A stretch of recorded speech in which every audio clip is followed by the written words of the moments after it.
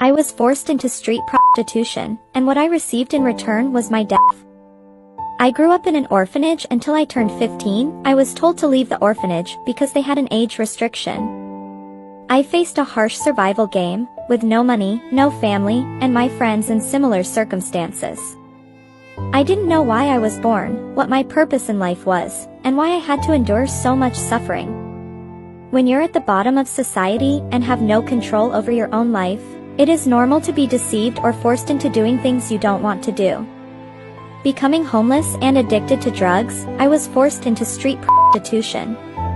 No one wants to do this kind of work, but those demons in human form won't spare you and let you free. My life took a new turn when I was proposed to by a familiar client. I was truly touched because he didn't pay attention to my past or my occupation. However, it wasn't as fortunate and happy as I had thought.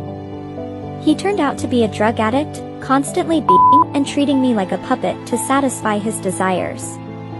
True love only came to me when I had my son. My child was the most sacred and precious thing God had given me.